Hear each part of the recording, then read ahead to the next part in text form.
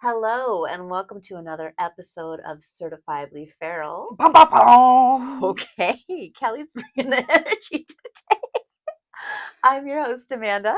And I'm Kelly, And who are you? your co-host. You're my co-host, but today I'm Regina Spector.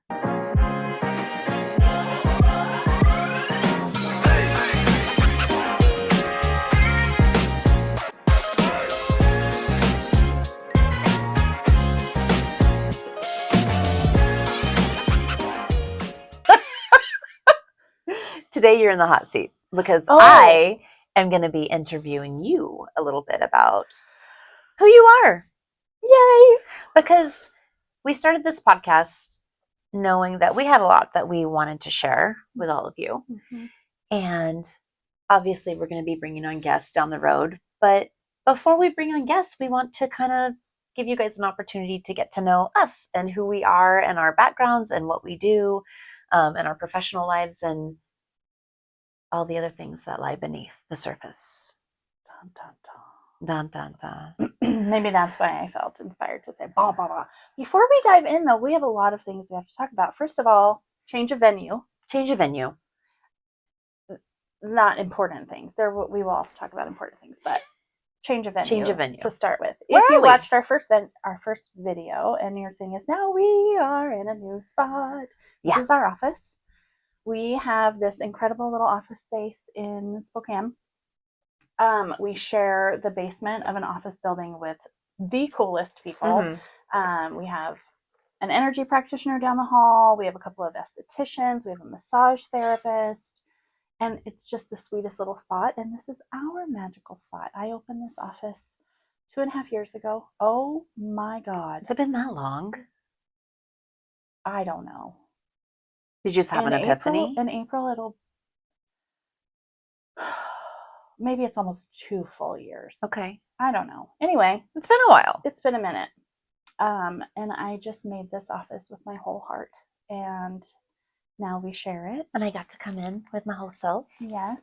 You see in-person therapy clients. Yep. You see past life regression and craniosacral. Mm-hmm. You see all the magical things. I see my coaching clients. I see primarily energy work clients in here, but it's just the most magical little room. And we needed less sterile library, more magical cottage. Yep. So we've got all the things. You've got a plethora of things here. Do you want to tell them, for those who aren't familiar with these types of things? Oh, sure. Our backdrop. I didn't even think about that. Well, these are all herbs that many people use for smoke cleansing. They're just foraged. Like some of it is stuff that I foraged. Some of it is stuff that I bought from this beautiful indigenous woman who shares all of her medicine with me in Idaho on the reservation. So it's just all kinds of cool stuff. I love the sweetgrass right here. That is one of my absolute favorite scents. Mm-hmm. So with the new change of venue, we've got some new equipment. So you'll be seeing me do things like this. It's not touching Kelly's breast necessarily as it is me checking her mic to make sure it's on, because that mic's been a little finicky. NGL. That stands for not gonna lie, for all of you who aren't hip. I needed that.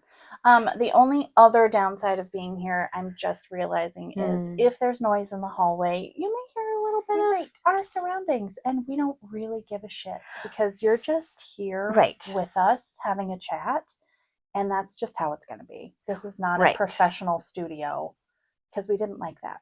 No. Part of the vibe of Certifiably Feral is being authentic, right? We've been talking about that. And that means allowing whatever sounds to come in, allowing mistakes to happen, including like mic stuff. There's going to be hairs out of place, and that's okay. Yeah. And I can't see. Still, just put those bad boys on. I could. I guess that is part of, Fine. It's fine. Okay, you guys, you get to see me in my we'll pull out the glasses. Are we doing this together? Well, I can't see my phone if I don't have it. So you got to bear with us. She's got readers. So I've got dirty. prescription. It's just what it is. Yeah. So can we talk about how cute we are when we color code? So cute. And these chairs, they're also this beautiful We got a lot color. of yellow happening. We do, fine. but it's good. It's mustard yellow is historically one of my favorite colors. It's so good. Yeah. When I started venturing out of black and gray and into color, it was one of the, like, let's just go straight to yellow. Just mustard yellow right away. So yeah, that's what I did. Before we go into the interview, I have some really important things we need to discuss. I have a list. This is news to her. These are important things. There's a few surprises actually in this episode. I'm going to be presenting Keli with a gift. Keli said she has something in her bag for me that I'm excited about because we both bring bags and you never know what's going to be in the bag. Bags of bags. Bags on bags. Oh, and I have something to show everybody that I'm excited about. Almost like a show and tell because we never get to do that as adults anymore. Yeah. So I'm going to show you guys something that I just got that I'm excited about. Speaking of, well, go. Okay. So maybe we'll just go right into that piece. Please do. Okay. Because it makes me think of what you were just talking about. You were talking about the yellow and going into color, getting out of grays and blacks and browns and all of those things. And I have been attracted to the concept of dopamine dressing for a really long time. Ooh, tell me more. Yeah, which is you dress to make yourself happy. I mean, it's like what you wear brings you joy. It's not like you're dressing to impress or you're dressing for an occasion or anything like that. It's like I put this on and I instantly feel joy. Yeah. And I started following this gal out of Portland recently, and I forget her account, but I can always link it here.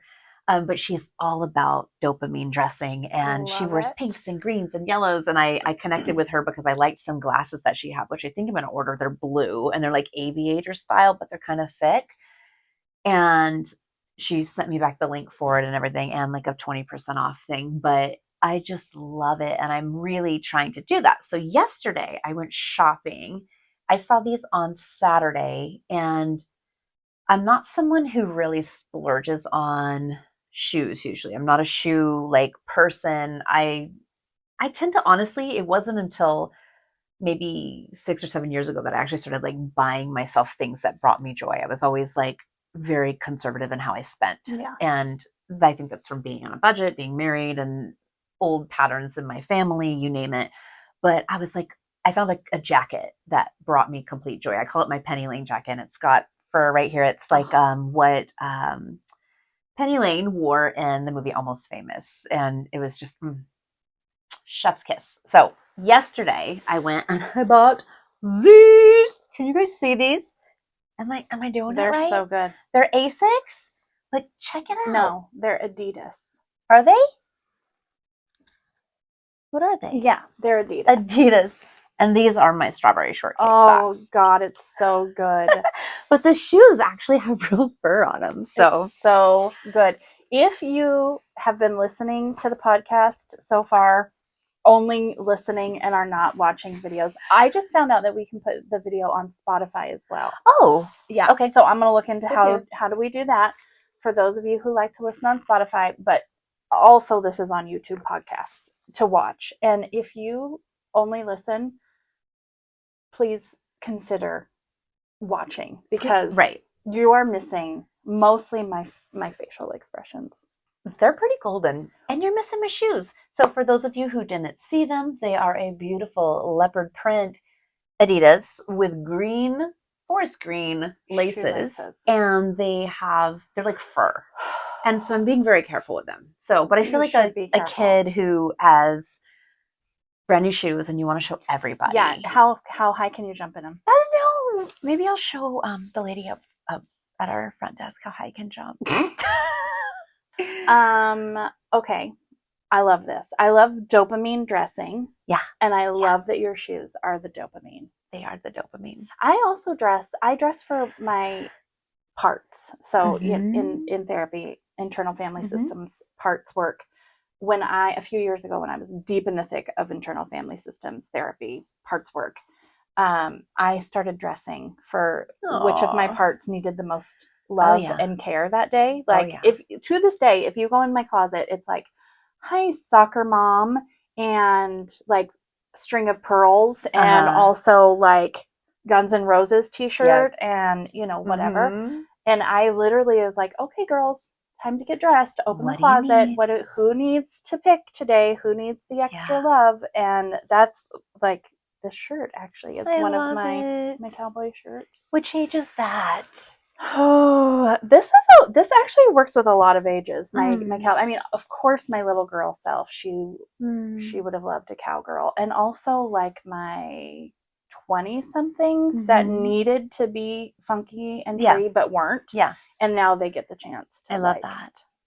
I love that. Anyhow, I think that's fun to dress for the age you feel. Like I have this giraffe onesie that I wear, you know, like it's just sometimes at night, like cozy. I haven't worn it in a while, but it's like, it's got the giraffe head and it feels very snuggly. And I went through a season during the pandemic where I was like loving the animal onesies at night. I would never dress in an animal onesie. And if you do during the day, good for you. Like that's not my jam, but if it's your jam, do it. But I'm like you, I love band tees. I think I saw something recently. It was like, how funny that we spend so much time trying to evolve who we are as a person after we're a teenager and trying to figure ourselves out, both in adolescence, but also as a young adult. We're trying to try on different things. Like you said, the soccer mom or the businesswoman, or what does that look like? And only to evolve to get back to that teenager in essence. Yes. My most authentic self is the most like my teenager wild girl. And I think there's actually a lot of talk about, for women especially, our most free and authentic self mirrors so much of what many of us either were or really wanted to be when we were teenagers. Completely. Oh, yeah. My teenager self would love the jeans I'm wearing and the shoes I'm wearing. I mean, I actually had Sambas, like the black and white ones that I wore all the time and just thought those were the bee's knees, as the kids say. I don't think the kids say that, but they should. But it would be interesting to hear from you guys too, because we want to start opening things up to you guys. What age do you dress for? Do you like, if in terms of, if you were to think of like an inner child or an inner teenager or whatever, does it vary? Do you have one that you relate to the most? I think that's a great question. I love that. I love that. We're really going to endeavor to have like these conversations, especially on our Instagram. That seems to be the most accessible to the most people. After last episode, we showed off her candy bowls for a couple of days. And so we really want to keep having conversations like that on Instagram. So I know. Can we take a minute? A minute? Let's take a minute. It's a minute. It's a minute moment. A minute. I have to take a break on candy bowls, you guys. I got diagnosed with the GERD. Sorry. It's like when the girl in Pitch Perfect goes, I have nodes. I have GERD. It's a big deal. I mean, it's no matter. It's not. But we can laugh now because we know what it is, and I have Prilosec, so we're okay. Prilosec. It's another sponsor. I just looked at myself, and with these glasses and this hair and this sweater, I looked like the old man from Up. The face I was making. Maybe we should take the glasses. I can't do that. I can't. Maybe we can also get AARP to sponsor. Oh, I get mail. Did you see who's on the cover of AARP this month? No. Oh, let me tell you. It's only my high school crush, Brendan Fraser, from the movie Encino Man and also George of the Jungle. I feel like that's okay that he's on there. I'm not okay. I screamed a little when I pulled it from my mailbox. I said, sorry. Ow! While we're talking about tragic celebrity situations today, while we were recording, Catherine O'Hara died. The sweetest. Okay, what Ellie called me and she's like, how will there ever be another Beetlejuice? And another Moira Rose. But I was like, I get it, but I mean, Moira Rose. I mean, she is an icon. Catherine O'Hara is like, we grew up with her films like Home Alone, Beetlejuice, Best of Show. Like, she's been in so many different things. Best of Show. What was that dog? Oh, that is Best of Show. I'm like, there's another one that she's in that I love. I don't know, but she's just, her humor is just so. Oh gosh, she's an amazing actress. What a loss. Yeah. Anyway, so this will come out and this will be old news by then. But we're still we can Moira. Yeah. We miss you. Just fold in the cheese. Fold in the cheese. You just fold it in. All the one-liners. Oh my All God. the one-liners in my life that are Moira. Anyway, so sad. Rest in peace, Catherine. Yeah. I have, while we're on this, now I'm going to check my your mic list. now. Okay, good. We're good? We're good. Mic check, mic check. Okay, number 1. Okay. My list. So this is Keli. Let's go with it. I just need to, we're not going to discuss anything yet. Okay. I'm going to 1 through 5 my list, okay? Number 1, when did Will Arnett get hot? Number 2, Nerds Juicy Clusters. Number 3, I said we'll get there. Number 3, Catherine O'Hara, dead. Number 4, Nerds Clusters, juicy, no. Number 5, Lisa Marie Presley. This is my list. These are important topics which we are addressing. I know you want to talk about Nerds Juicy Clusters. No, I just burped. Oh gosh. I just had sushi. Worst burps I had sushi before and miso, and that doesn't mix. Maybe with a Prilosec. I don't know. Oh, that's Well, anyway, Will Arnett. Do you know? I know Will Arnett. You know. But will you please pull up his picture? And was he not hot and now he's hot? I don't listen. Is that what you're saying? It was saying? never somebody that I was like, okay, Will Arnett is hot. Okay. That was never something that I would really say. That's how a lot of people feel about Will from Stranger Things. With a little bowl cut, they were like, he's not hot because he's a child. Of course, he was a baby. We all watched him grow up. But then in the final episode, this is not me because he's young enough to be my child. But I heard a lot of girls our daughter's age being like, oh my God, Will got hot. So are all the Wills that weren't hot? Maybe because, okay, so Will Arnett, he has that podcast with Jason Bateman and the other guy, not the guy you don't like. Okay, Dax Shepard. Yeah, not him. She has issues with Beef, guys. You just want to see her blood pressure go up. Just say his name. I don't even know anything about him. It's how he treats his wife. I'm not a fan, and neither is Cher.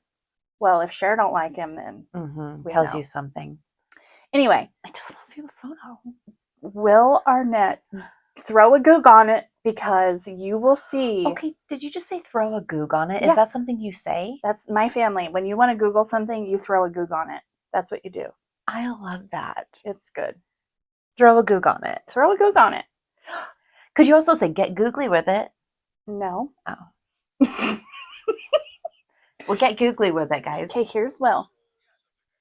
Read the red. No, that's not Will. That's Conan O'Brien. Okay. You can't. Put your glasses on. Okay, I'm gonna. Will you please get a still photo of him? Yes, but. Oh man, just so not you guys know that are not watching. So Kelly's hot. Showing a podcast with Conan O'Brien. I can't help it. That's just what came up. Okay? And I wasn't prepared for you to not know who he is. I need to see him. I know who he is, but I don't know. Oh, this is a good picture. Let's see it. Hopefully, this is what. Yeah, just look at that. Okay, it's fine. What did he used to look like? I don't. Because the way that you're describing is like he has a glow up, but I'm not. I'm seeing early life. A man that looks handsome.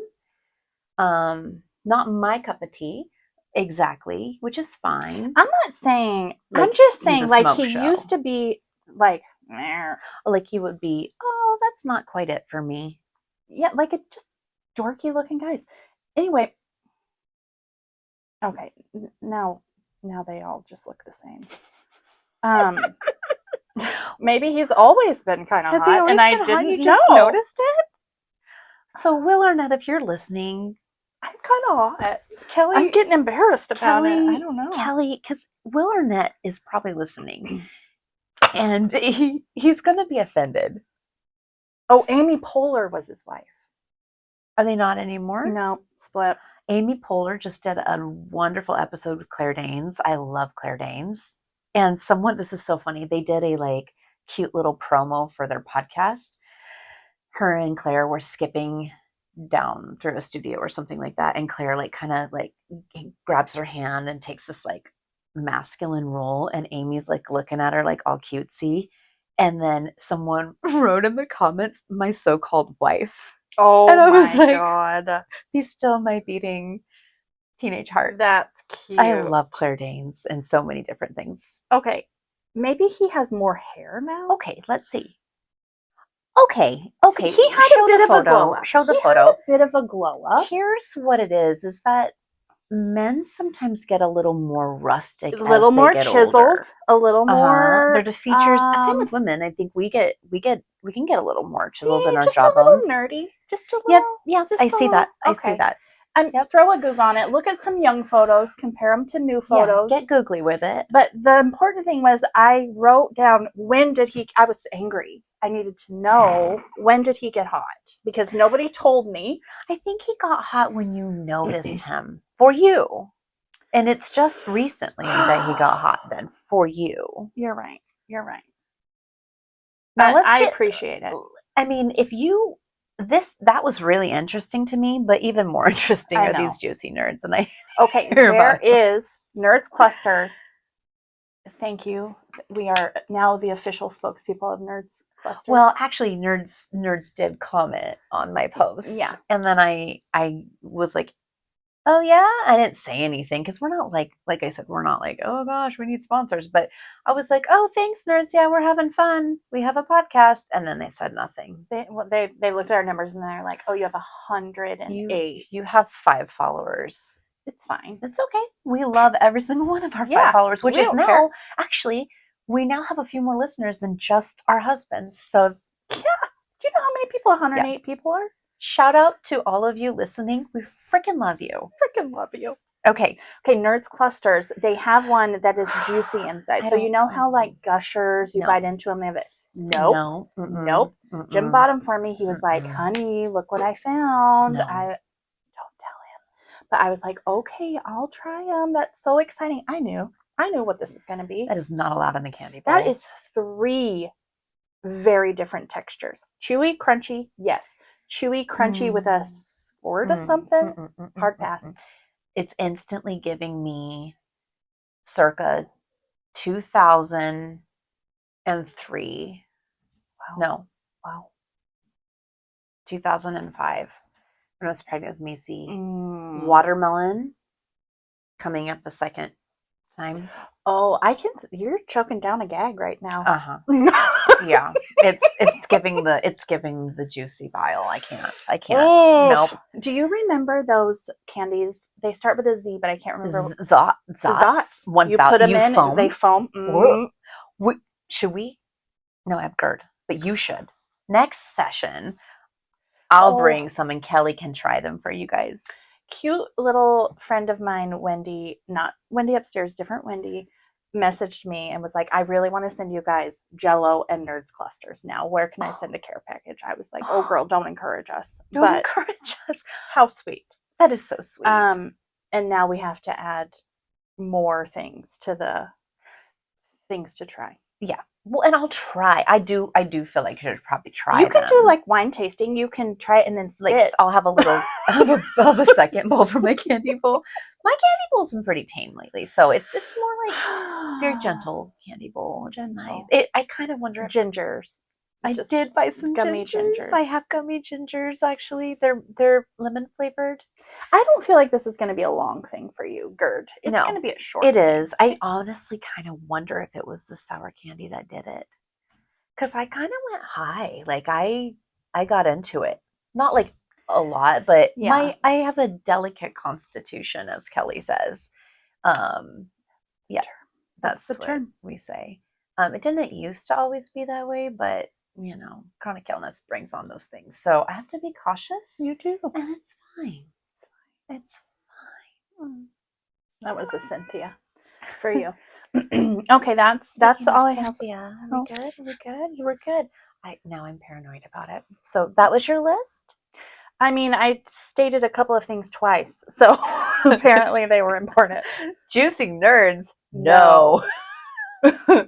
Just no. Catherine O'Hara, dead. Oh, that was the no. That was your no. Sweet Catherine. Ugh, anyway. That makes me sad. She's only 71. I know. Like, I'm curious. And also, it feels, as I say this, it feels kind of weird to be like only 71. Mm-hmm. There was a time when I was like, no, 71. That's a good life. And now I'm like, no, 71 is young. But that's because we're getting older. We're getting older, and I do feel like people are living longer. They are. Definitely. Thank goodness. And let's hope it keeps trending that way. Yes. Yes. Yeah. Big week. Big week. It's been a big week in our world. We're not pretending it's not. Actually, today I have a present for you. Oh, you do? So today, the day that we're recording this, which is not the day that it's going to be coming out. So right. But it's the day of the national blackout or general strike for economic blackout. So I'm not personally spending any money. And we have our tradition of needing our McDonald's iced teas on record days. Spent money today. I know you did. It's fine. I forgive her. Yeah. So I brewed you an iced tea. And this is so sweet. I brewed me a bigger iced tea. Oh, it's okay because you bought your own. But here we are. But how cute are we? Cheers. My intention was good. I planned on it, but then I had a bit of a morning. Life. And then I was like, I didn't needed to eat. I'm going to try this though. I'm afraid. I brew a strong iced tea. Oh, and we have roots. We're Southern women. Okay. We have roots. Both of us have, I got it. Oh, I got it. I got it. Okay. Both of us have roots in the South. Absolutely. My parents were both born there. Chills. Delish. I also, planning ahead, I don't really care how you feel about economic blackout or not, but I'm going to share it with you because I'm just so proud of myself. I saved my cup from the coffee stand from yesterday so I could make my own today and have the full experience. It's great. What is this that you have? Describe it a little bit. Well, we don't talk about it. Is there whiskey in there? There's not whiskey in there. On the job? Let me smell.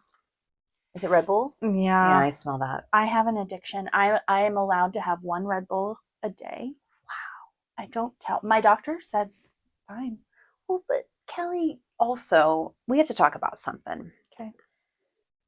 Oh no, there was a burp again. Just ignore it. It's fine. I'm burping internally, just like I yawn internally during sessions. Don't tell. Actually, we all do it. But you know what? Okay, now I'm going on 2 tangents. Wow. This is where my brain is like, it's okay to yawn during sessions, whether you're a therapist or a person in therapy or an energy practitioner, because it's showing that our nervous system is regulating, which we should all be doing together. So I want to embrace that. Yes. My other thing was I forgot. You forgot what? The first thing that I was going to talk about. Oh, shit. I feel like it was going to be good. It was going to be so good, but I lost it. It'll come back. That's how it goes. I posted on our Facebook or Instagram page this cute little like ADHD squirrel. Like, did you see that? Oh, the little raccoon? The raccoon, yeah. Mm-hmm. It was cute.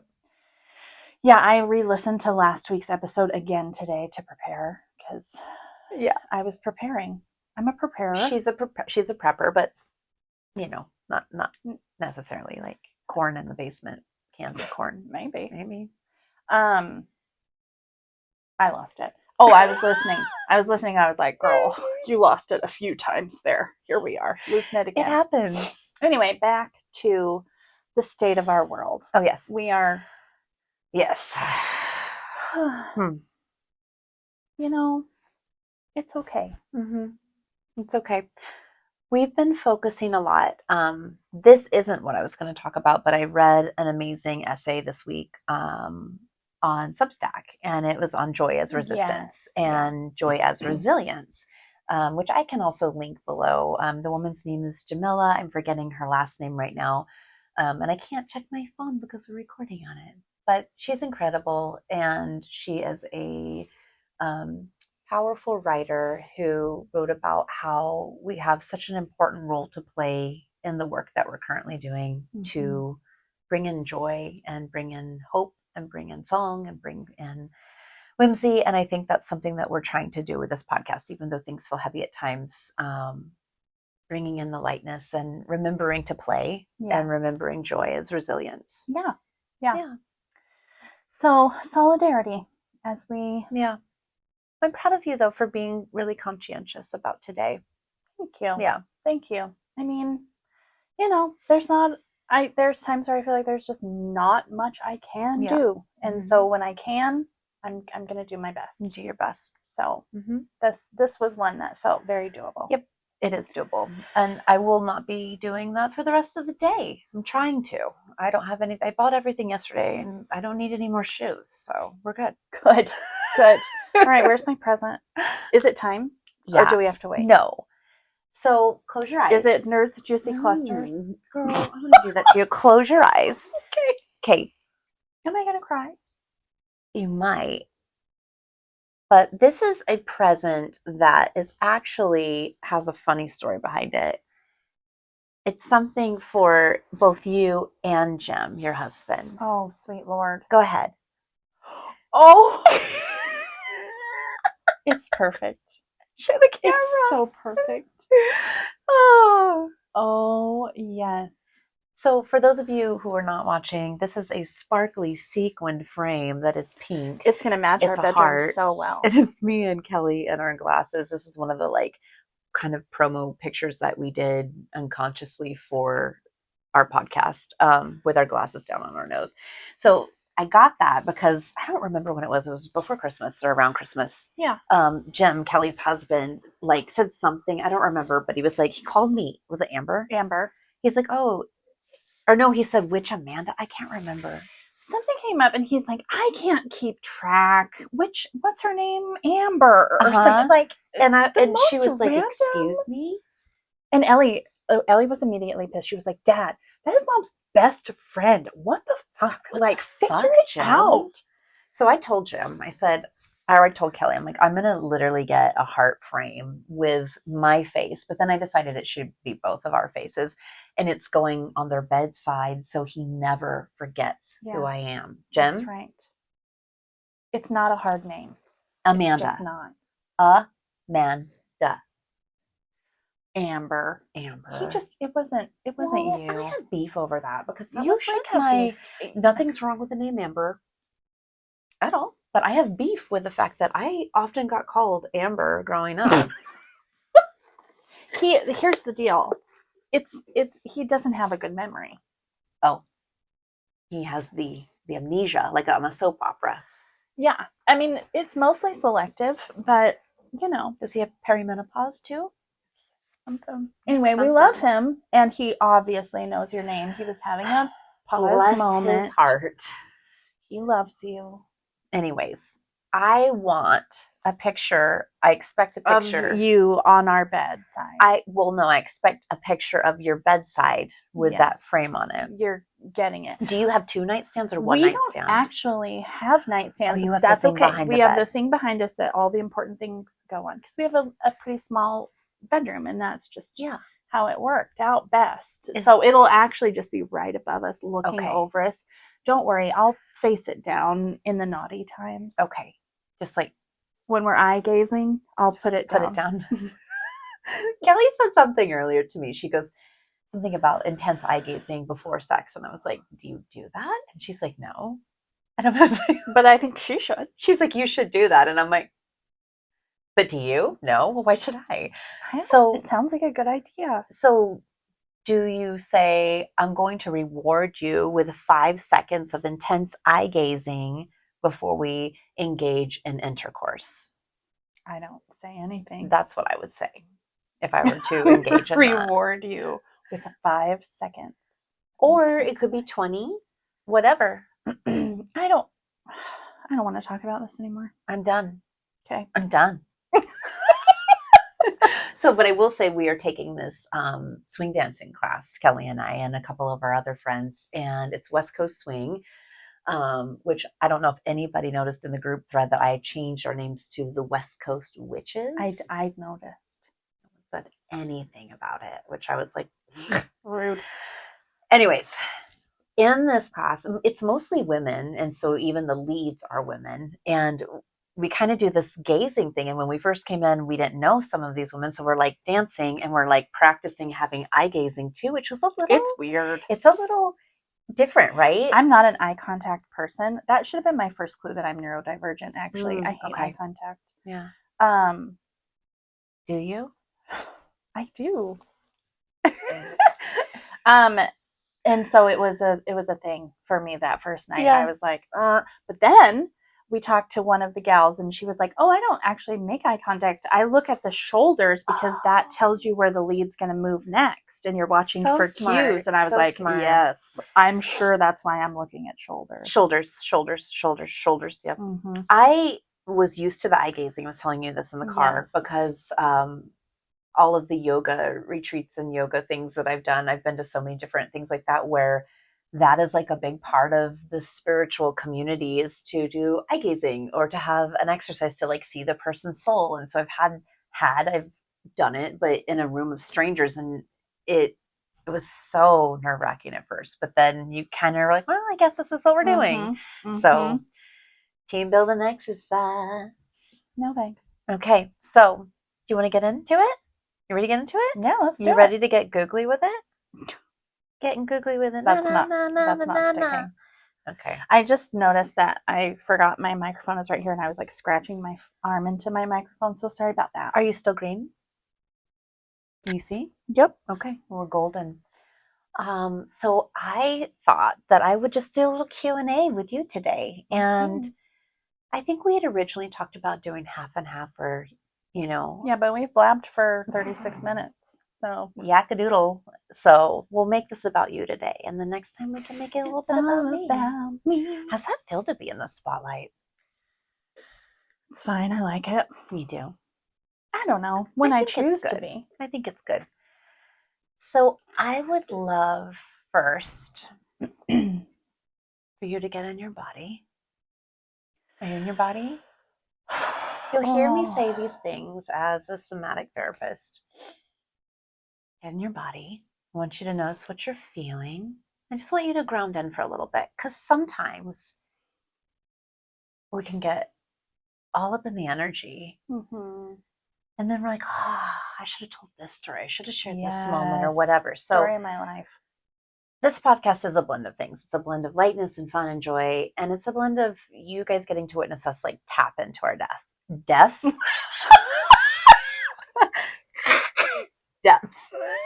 Oh, good. I mean, I'll tap into it. We'll see what comes up. I do past life regression work. We do tap into depths there, but that's not what we're doing today. Damn. Okay, so we're going to tap into your depth. So feel your back. Feel your booty on your chair. Take a breath. Big exhale. Are you grounded? Yeah. Okay. So we're going to start by me asking you this. Okay. I'm just actually buying time because I don't know what I'm going to ask her. No. I'm just curious how it felt for people to listen to or watch. What? That. Like just now? Yeah. Oh, yeah. Like if people aren't accustomed to like having someone do that. Yeah. That's so curious to know. Like, how does that feel? So true. I forget sometimes what like it feels like to not be amongst myself and my people that I'm around who are very versed in being in their bodies and that kind of language. Right before I keep saying it, our session. This is one of our sessions. I guess it is a session. It's a podcast session. Keli actually did some energy work on my hip. I've been having a lot of hip pain, and she did some wonderful energy work. And we were like right in that moment before jumping into this. So not everybody speaks that language. And so we hope that if you're not someone that speaks that language, that you get curious about this and also ask questions. Like, there's always spots to ask questions, like especially on Instagram or YouTube, where we can go in and answer those questions. And, we're going to continue to talk about that, which we will today too. So let's start there. Actually, I am curious. Can you tell, I know these things already, but I'm going to get even more curious even about what I want to know. But can you tell everybody what you do for work? We talked a little bit about family last time. Like, who are you outside of work? Who are you in work? What does that kind of work look like? So let's start there. And then I also would like to hear, and you just take as long as you need, what brought you into this kind of work? What I do for work is my title that I'm that I'm going with for right now is I'm an intuitive energy practitioner or healer. Intuitive being obviously what it sounds like, tapping into I'm an empathic person. I'm an empath. And so as so many of us, even if we don't know or realize, um, read the energy of a room the minute we walk in, or um, read the energy of the person that we're having an exchange with. Some of us, because we're born that way, and that's like kind of hardwired into our system, and some of us through trauma, through life experiences that made us have to like learn how to read and adapt to whatever the energy is. And so I have a double dose of that. I think I'm a born intuitive. My mother and my grandmother and my grandfather and my great grandmother, from stories that I know, were all quite intuitive. And I know my mother saved my life numerous times as a teenager, when she was twice that I know of like, no, you can't go do this. And I was like, as a teenager, bothered. Yeah. And then the next day, like, there was a major thing that I probably wouldn't have even lived through, that she was like, see? She trusted that. Yeah. And there were very few times that my parents were like, they had no control over me by the end of my teenage years. I was a rebel. Yep. But she, that she got this look in her eye and tone to her voice that it was like, oh, I'm not changing her mind here. Okay. And there's an importance to it. And, so that intuitive knowing has been a part of my life, my whole life. And then also life experience made me really good at reading energy. And so now I've learned how to use that to help other people as well. So can I use our time together? Amanda was like, put your elbow in my butt, like, release this muscle. That was our intention, was I was just going to release the muscle. There wasn't anything weird to it. But as soon as I put my hands on her, I was like, oh, I know exactly where this is. There's an activation of energy. There's a pocket of emotion or stuff going on. And so, as a somatic practitioner, and how we store energy and emotion and feeling in our fascia and our body, it's just a knack that I have learned how to hear my intuition in a way that I can put my hands on certain parts of your body and say, oh, this feels really heavy, this feels really sad, this feels, whatever's coming up, and together work to release that energy, to release the muscle and release the energy that is trapped in that space. Right. Well, and what I thought was so profound and important about this type of work, and obviously it's interesting because I'm an LMT. I worked before becoming a therapist to become a massage therapist. So I figured in that, obviously Keli's done energy sessions with me, which have been really powerful, where she uses her intuition. But in this case, I was like, I need this muscle released, and I think sometimes I have the background of, I do Reiki, and then, I'm like, I have the structural knowledge of muscles and tissues from getting my LMT.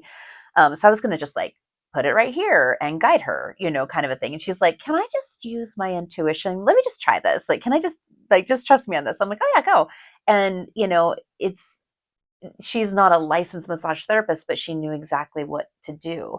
And not everybody can do that, right? Like but you were just going off your gut and your own body's intuition to tune in to me and what's going on within my system to help release it. And rightfully so, it did.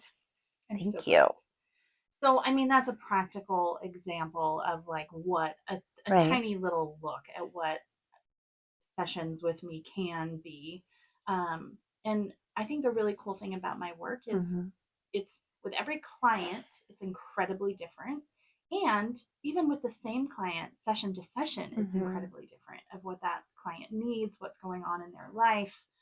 Maybe today it's physical. I have clients that I work with who are going through cancer treatment, chemo and radiation. And so as a Reiki practitioner, which is basically just a channel of love, of life force energy that is, whether it's in my Christian background, it was the laying on of hands, Yeah.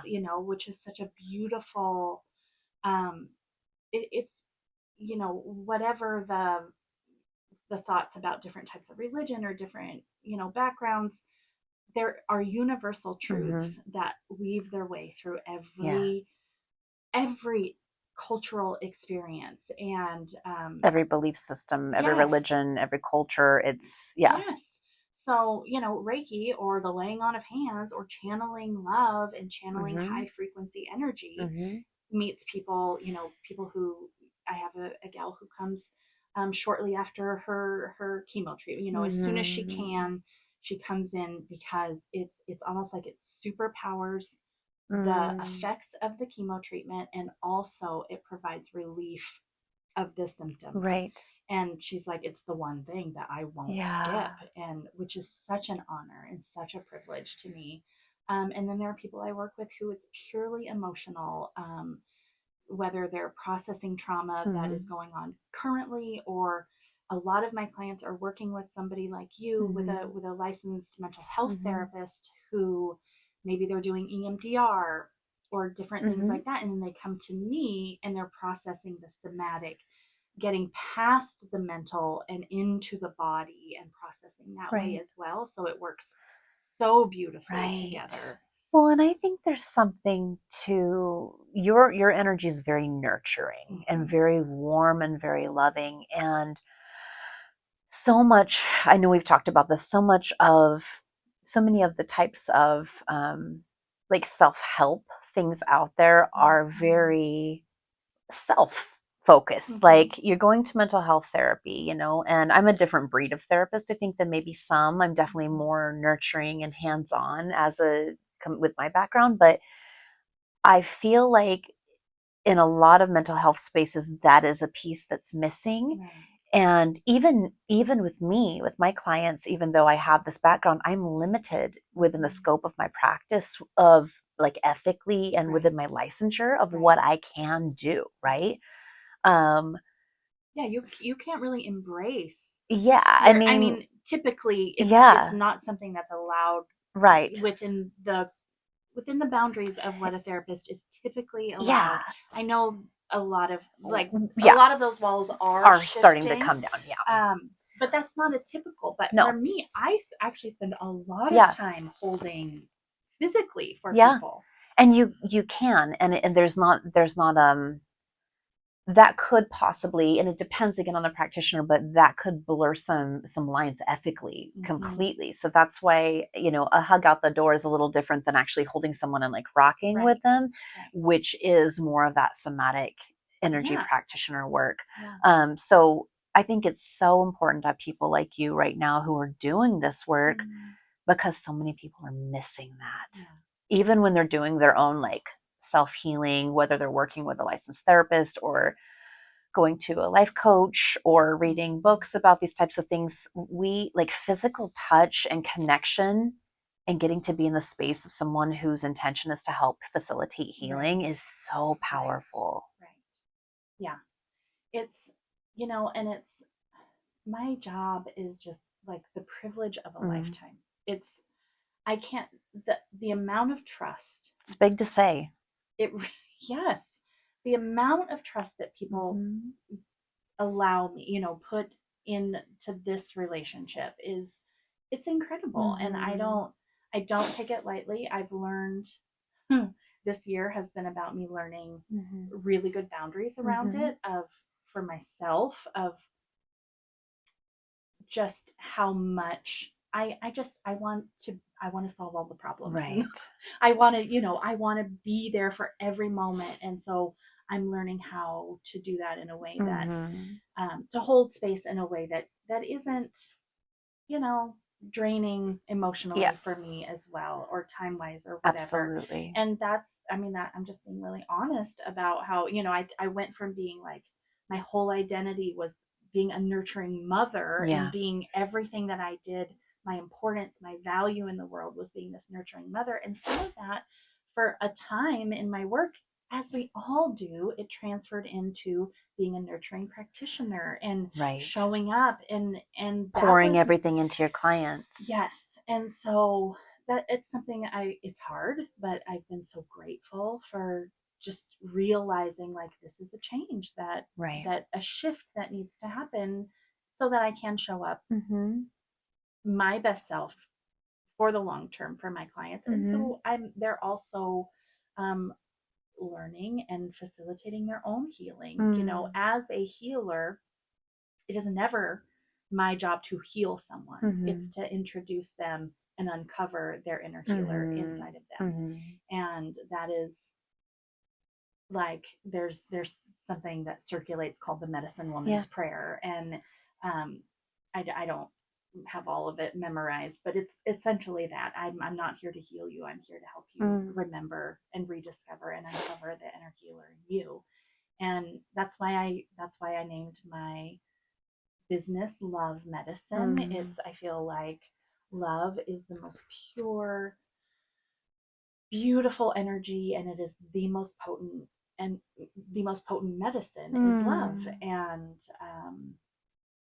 that's what I feel like is my purpose in this world, is sharing that nurturing, loving, sometimes hard, sometimes a hard truth comes through in a session, you know. And that's part of the intuitive is knowing what is coming through for this person. What do they need today? Is it a hold? Is it a hugging embrace? Is it, you know, a firm hold of really grounding them in?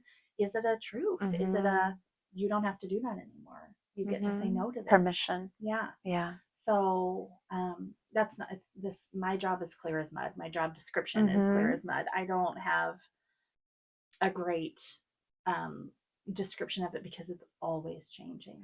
It's really hard to describe, you know? And I think even in sessions that I've received from you, each one has been different and unique, right? So, and some of them combine like some elements of like sound healing, and sometimes we're working with breath, and sometimes it is a lot of more of like the energy work and the Reiki, and, you know, but it's hard too. I think, you know, we're so used to being able to like pigeonhole what we do very easily. Like, oh, I'm Jan and I'm an accountant. And as humans, we love, you know, labels. like our boxes, we're so used to like, what's your elevator speech? And I think with this type of work that you do, with the type of work that I do, it's a little harder to do, you know, and it just is sort of like, it's come see me. Like, yeah.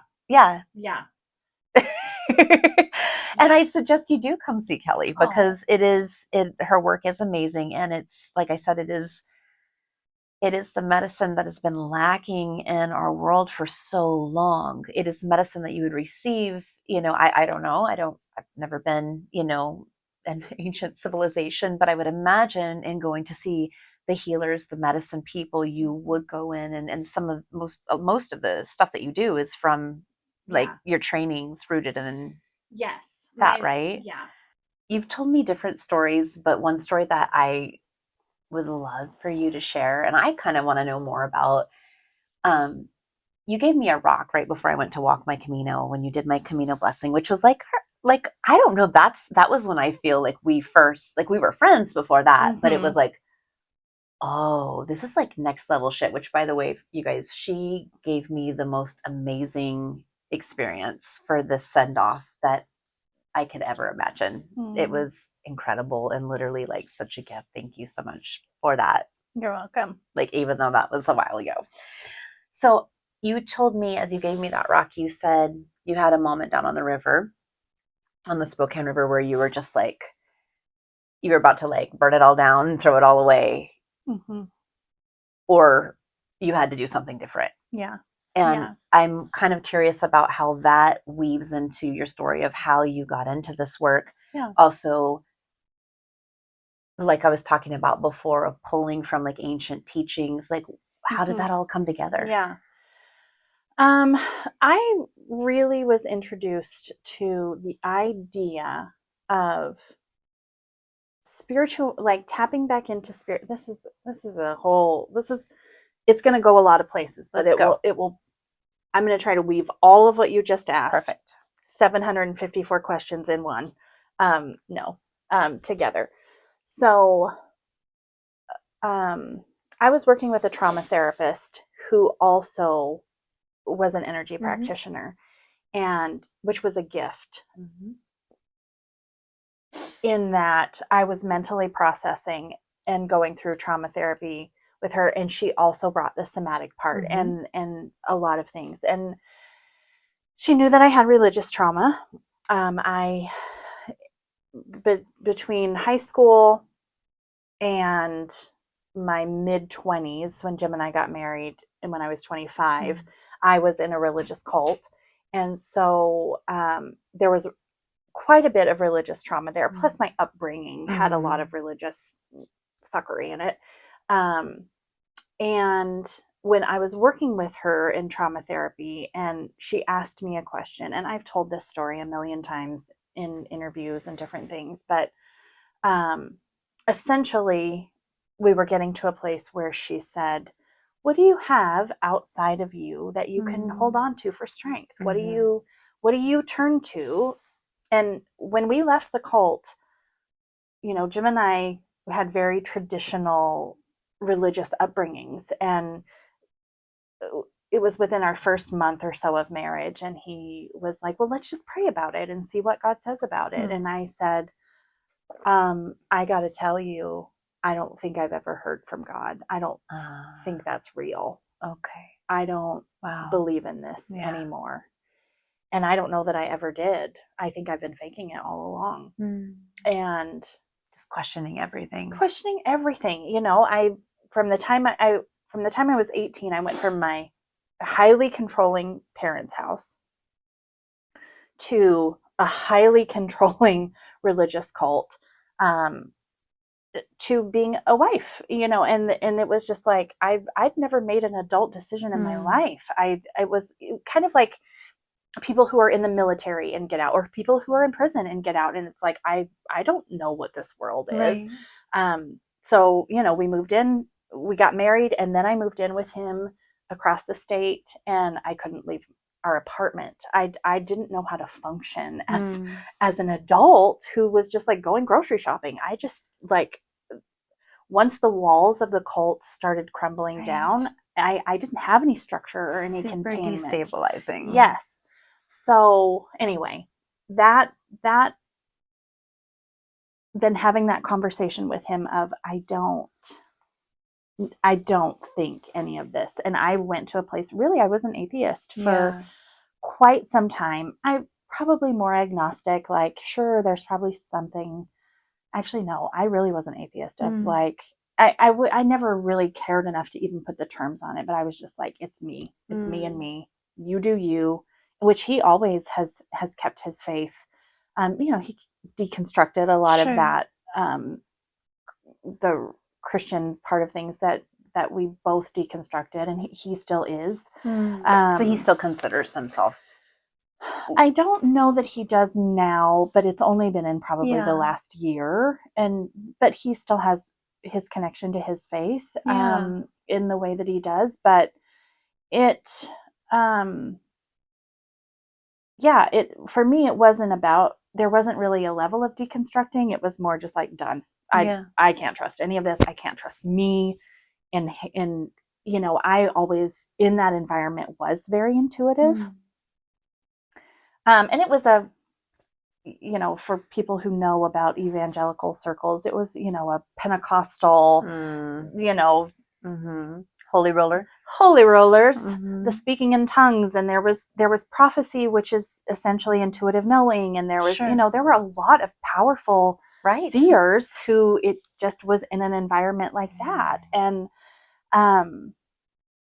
so anyway, get a lot of control in there. Yes. Yeah. And I was never good enough to actually have prophecies. So then I doubted I was like, I'm not allowed to know this. I'm not those They're people. Special. Yes. Yeah.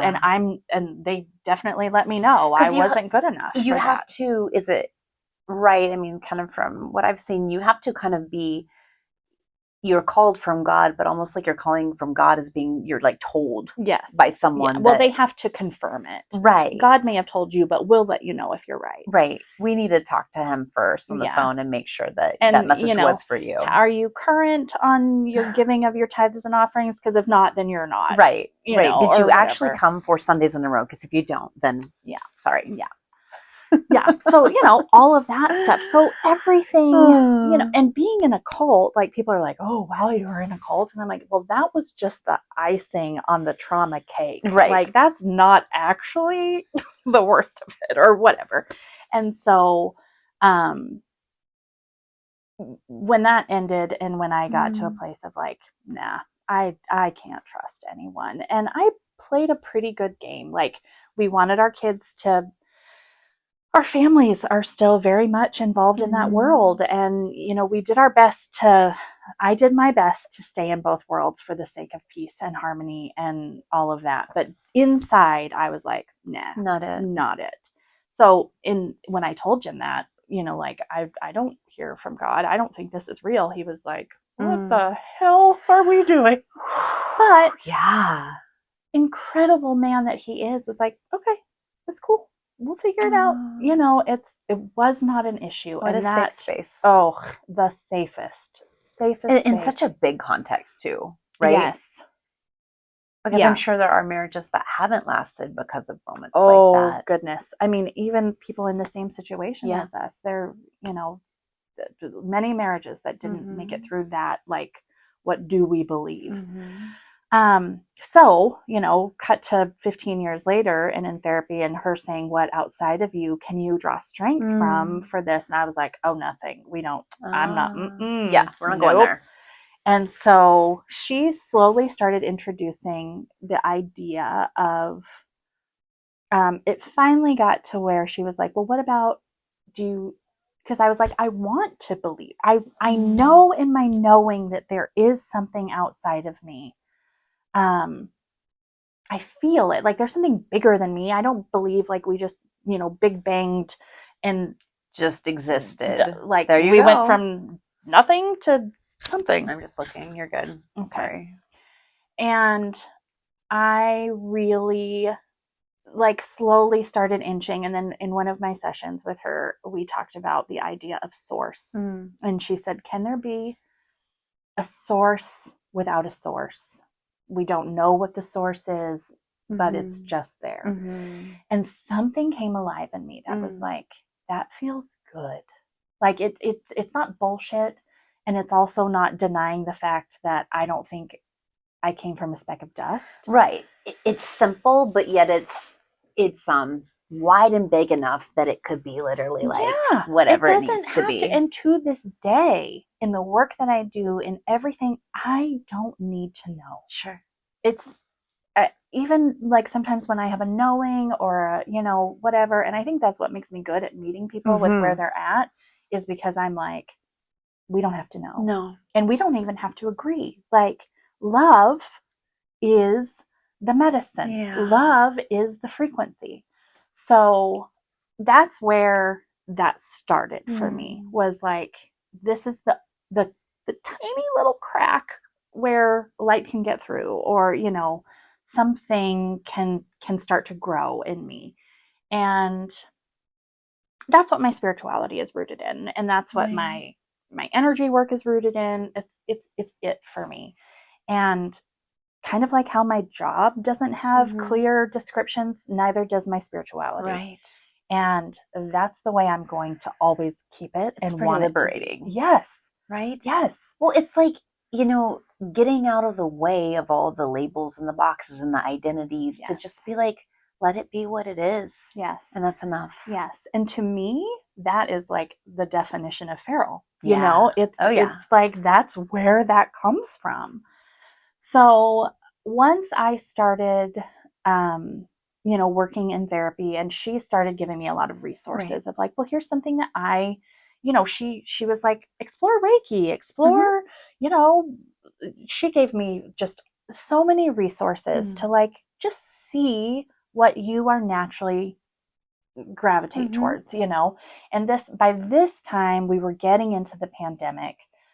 So there wasn't like go to a yoga studio or go to a meditation, like it was all online. So I actually did my Reiki certification all online, and like just, and at that time that wasn't normal. Like, we weren't doing online everything. So that was really interesting. And Reiki, I was like, yeah, I like it.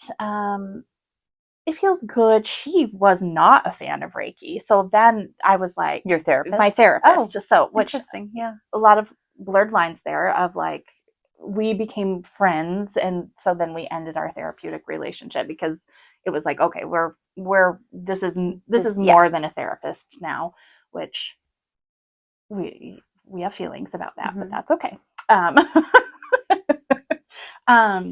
But she was, giving me the resources, and she was like, try Reiki. You might like it. It's not my favorite, but you might think it's cool. And so, and it was something that really did. Resonated. It was like, this is just frequency. This is just light or energy, and it didn't have to have a god, right? A sky daddy, whatever attached to it. And so that was safe. And then from there, that really opened the door to most of my training comes through shamanic practitioner training through a foundation in the US, which is there's a lot of mixed feelings about shamanic work. Shamans they are the oldest recorded knowing of medicine workers throughout indigenous cultures throughout the world, whether it's European or Native American, or there has been a form of a shaman in every recorded civilization and culture for as long as it goes back. And every culture has a different version of it, but the training that I did was called the core shamanism. So it takes all of the universal truths from that are universal throughout all of the recorded mentions or history, teachings, and so and then it just kind of presents the universal that runs throughout all of them, and which is nice versus prescribing to just like one culture or one religion or one right sect. Right. Yeah. And I think the sticky thing is that is it been like boiled down to there are cultures who feel like their version has been whitewashed away or whatever, which is absolutely valid. But the core of it for me, the way that I connect with the earth and listen to the earth and follow the seasons and connect, for me personally, was something that was it just resonated so deeply in me, and really opened my eyes to a lot of how I wanted to practice medicine. And it's soul medicine. It paired my intuition with all of this ancient knowing, and seeing how all of these ancient peoples connected with this healing frequency and this healing power of just connecting with the earth, or connecting with, it's why I have smoke medicine or things like that. It's all things that I learned in that environment from indigenous people who were willing to share their knowing with people who were willing to learn it all and really willing to connect. And I part of the reciprocity of energy is honoring the earth. How can I care for her? How can I give back? If I use smoke to cleanse energy in an area, there's a reciprocity for me of like, I have different things that I offer the earth back, or I take care of, or I planted my little pollinator garden in the side of my yard. It's a living practice. It is. And so that to me feels like, I remember when I was in church, I would, it was a real big thing for people who didn't go to church. So like, nature is my church. And I just remember being like, these heathens, like what? That was always me. Right? But now I'm like, oh my God, yes. Like literally, is there a more pure form of God than nature? It's the church of the feral, nature. It is. So that's where a lot of my training came from. The teachers in that tradition of healing, the thing that every time I would go with a question and, you know, like, well, how do I do this? Or what do I do? And he's like, well, what do your guides say? Yeah. There were never answers. It was the most frustrating and also cool thing is he's like, this is your medicine. This isn't my medicine. It doesn't matter how I do it. What are you hearing? So what are you really you had feeling? to tap in when you have been told your whole life how to believe, how to think, how to dress, how to act, how to show up as a person. You really had this massive shift where you had to tune into yourself. Yeah. Would you say that was your biggest like rite of passage? Yes. It's and continues even still. I feel like I was born when that, like, I woke up and met me, and I'm still getting to know me. It's funny. I was just telling Jim the other day how you always, especially when we were getting to know each other, you're like, what's your favorite band? What's your favorite movie? What do you like? You know, and I've always just like, I don't know. Like, I don't know. And he goes, honey, you always knew, like, you knew your favorite movie, you knew your favorite band, like what you would listen to. He goes, it's not that you don't know, it's that this is a new version. You're meeting her. Yeah. This is not the same woman that you were for 25 years.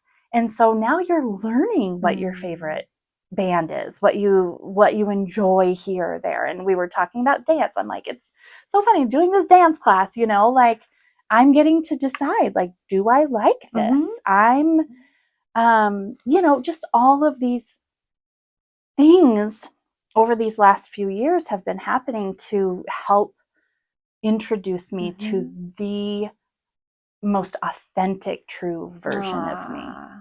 And I think that when you're talking about the stone at the river,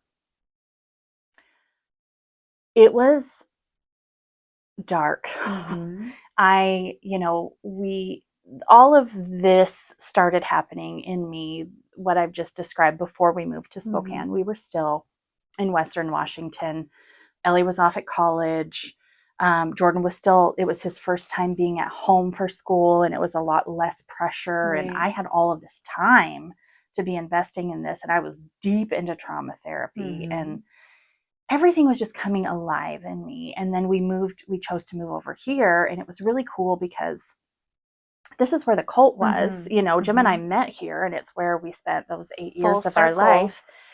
And so much of our circle of support during those days were here. You know, people our age all left at the same time or thereabouts, and created our lives with our, you know, building our families and our kids. And so I was so excited because we were coming here to be with these people who I'm estranged from my family. And so this was my chosen family. And we got here, and it was beautiful and wonderful. And I just kept getting weirder and weirder. You know, I kept diving further and further into this, getting to know myself more, learning my voice more. And I think anybody who's like in the thick of processing trauma will say it gets real messy before it gets like, you pretty. gotta walk through the mud before you get and no mud, no lotus. Oof, that's right. It was messy, and a lot of those relationships were ending, and some of it was, you know, it was, and it was hard, and it was heartbreaking, and it still is in its way. Was it what you thought it was going to be coming back? No. Yeah. No. And of course not, because, you know, these relationships were based on something that's 20 years old. Right. And completely different people. And, but just like family, there was something, they were our chosen family. Sure. And so just like family, that bond was still there. It was a heart tie. Yes. And so, but it was, I wasn't who they expected. They weren't who, you know, the bonds weren't what it just didn't naturally flow anymore. And I'm a person who I will hold on to a thing until it says no. And then you're like, and then some. Yes. And I think there were parts of me that knew for a while, like this isn't me anymore. I was in this wrestling match of, in order, I was trying to hold on to both things. I was trying to hold on to old me and reach for new me and I was just getting pulled apart. Right. Well, and trying to make those two worlds meet when you can't sometimes. No. And because of abandonment wounds and Right. attachment wounds and all of that, I was so scared of letting those relationships just be the beautiful thing that they could have been. Right. I was trying to force them to be what I thought I needed them to be. And I was trying to force me to be who I would have needed to be to stay in those relationships in that way. And that talk about dissonance, right? And so, and sounds exhausting too. And so like really exhausting. And so just so much. Pushing a rock up a hill. Yeah. So when I was down that day having my time on the river, everything had fallen apart. The relationships got to a place of some people saying, I need space from you, me saying I needed space from other people. It was messy. And I really was at a place of, I can't be authentically, fully, out loud me anymore. No. And I don't know who she is. I don't know how she shows up, but all I know is I feel entirely alone in this world. And it was just messy. And Jim was like, the river is, one of my places of connecting with the earth and being at peace. And he's like, let's just go to the river. And we're standing there and, I'm kind of throwing rocks in the river and releasing some things and just like allowing as the river flows by, like just take whatever doesn't serve me anymore and I'll figure it out. Yeah. And, it was a good long while of that and just crying a lot of ugly tears and feeling kind of crummy, like feeling like I'm a piece of crap that, just all the feelings. Yeah.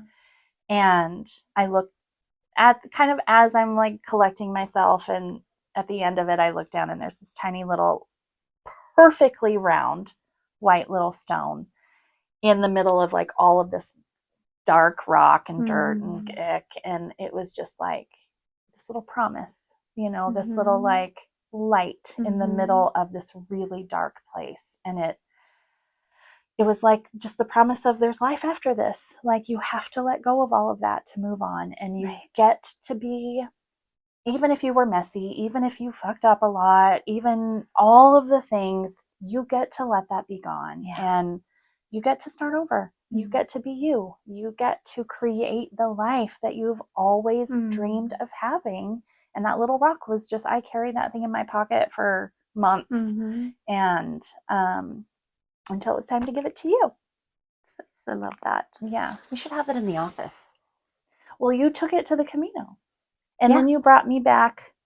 Oh, but you still have it. Yeah, I didn't let it go. I still have it. I'll bring it here. I thought that was one of the things you left at the Camino on your. No, I still keep it. I let a lot of stuff go, but I didn't let that go. It's special, it's so special. And it to me meant a lot that you gave that to me, knowing the symbol of it, right? Like I'm like a little collector of things. I'm gonna hold on to those things. So yeah. And then you brought me back a Camino version of that. A Camino version that I found during a moment for myself similar to that. Yes. We'll talk about that on your interview.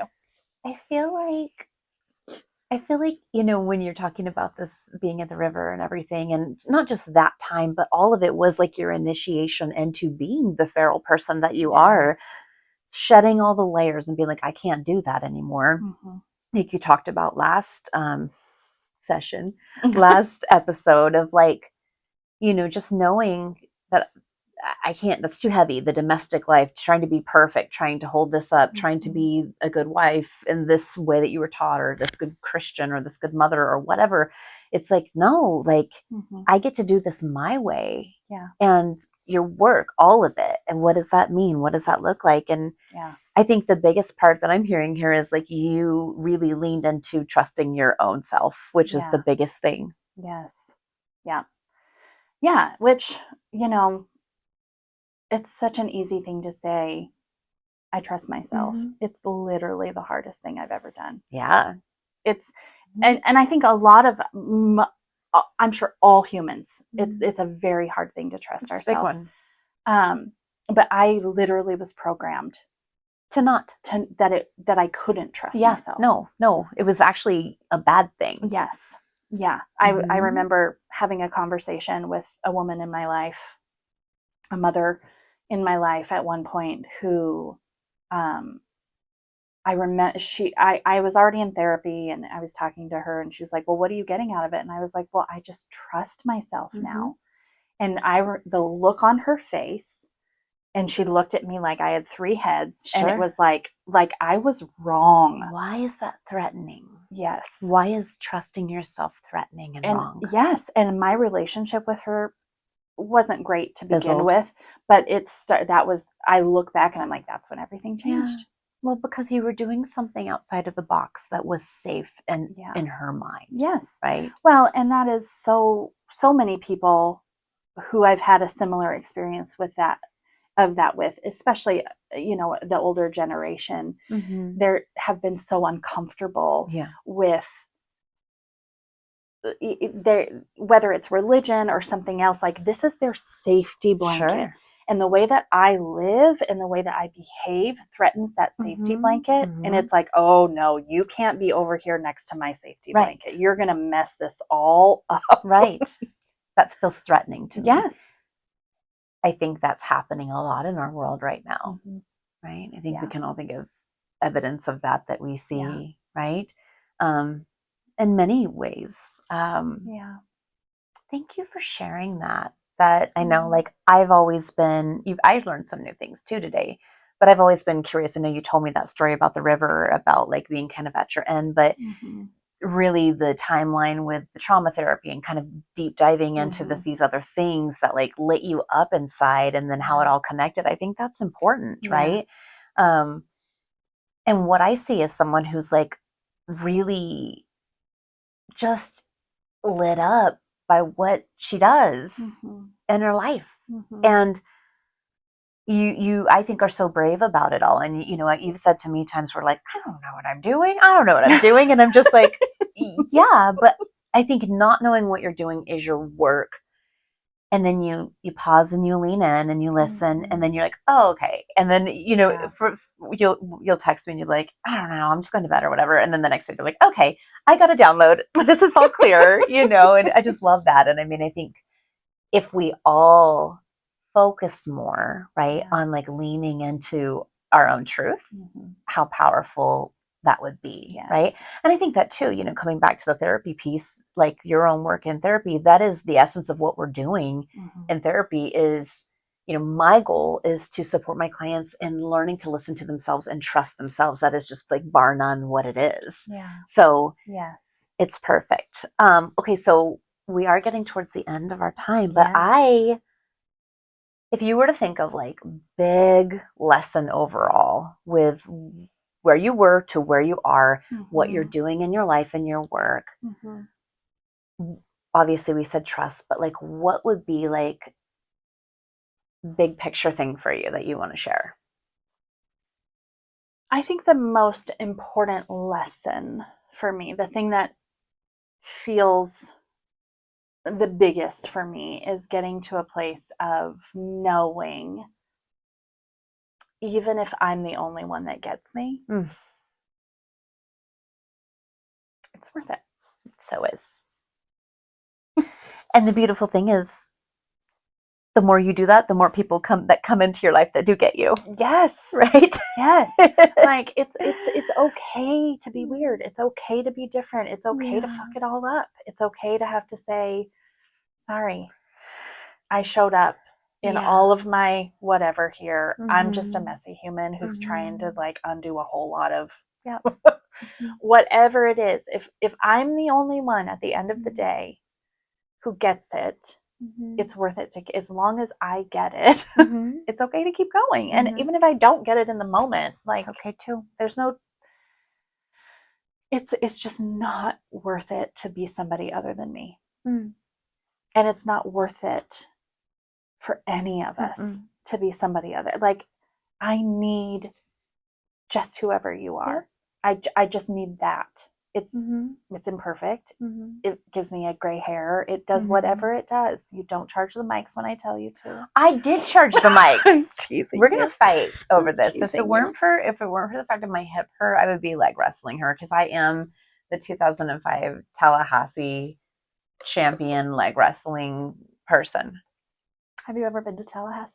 No, because if you did, you would see plaques on the wall with my name on them. How are you the Tallahassee champion if you've never been? No, I have been. Oh, they haven't been. I'm asking you. I've been. When? Never. It's called improv, Kelly. Oh, we're doing that again? Thank you for asking me deep questions. You're welcome. I love to talk about deep things. I think it's fun. And this is, again, what we like to do. We like to oscillate in and out and in and out. I know we didn't have nearly enough, like, inappropriate humor there, but next time. Do you want to say, like, butt, poop, fart? No. I did see a cute video of this little boy at the doctor, and he was describing how he had, what was it, bubble poops to his doctor. And his doctor's like, okay, so would that be like a fart? And he's like, yeah. And he's like, okay, so you call them bubble poops. And he's like, I learn new things from my patients every day. Thank you. And the little boy's like, yeah, bubble poops. He's like 4. And the doctor high-fives him. He's like, okay, now we're bubble poop fart buddies. I was like, oh, that's cute. It's the cutest. That's so cute. It is. Okay, my request. Yeah. From this. Yeah. And charge the mics? You want to fight? My request of this very important conversation of our friends, our feral friends, is somebody needs to tell me when Will Arnett got hot. That's okay. What I'm taking out of this. I need to know how you feel about that, and if I'm the only one. Like I said, I think I wouldn't say hot, but I think he's a nice looking man. Yeah. He's kind of hot. And for Kelly, I mean, that's good. You know, I don't what, Kelly, this is a great episode of you trusting your truth. Well, and that's true, your truth. But, you know, another thing about me is I don't typically find people attractive. Have a physical attraction to someone. For you. Is exciting. Okay, homework. Next time we meet for session here, because these are sessions. Welcome to my therapy. Okay. Next time we meet, I would love for you to bring me one more person that you're attracted to. Male or female? I'm going to bring one of each. One of each. That's fine. I can tell you my female right now. Tell us. No. Saving it. Saving it. Just like you saved juicy nerds in the beginning. I'm so good. Gross. I'm good. Okay. Sorry, nerds. It's fine if you don't want us to represent you anymore, but they're not good. Nerds do better. Do better. Do better. Try harder. Okay. We are done. We're done. Thank you guys for watching, for listening, for all the things. Yes. Please visit us on Instagram and have conversations with us. I get really bored. Stay feral. Wow. Jazz hands. Okay. You do it. It feels good. Stay there. Stay feral. Oh, sweet Jesus. I needed that. Can you forgot. That's it. Oh no. Say the thing where you say a little bit. I've been working on it. I've been working on my part. Okay. Thank you for coming to our podcast. Oh, what was that? That's not what I want you to say. You say certifiably feral. A little bit messy. No, that's my line. I've been practicing it. Hold on. A little bit wild. Thank you for watching another episode of Certifiably Feral, where we are a little bit wild, a little bit messy, a little bit unhinged, and a whole lot of fun.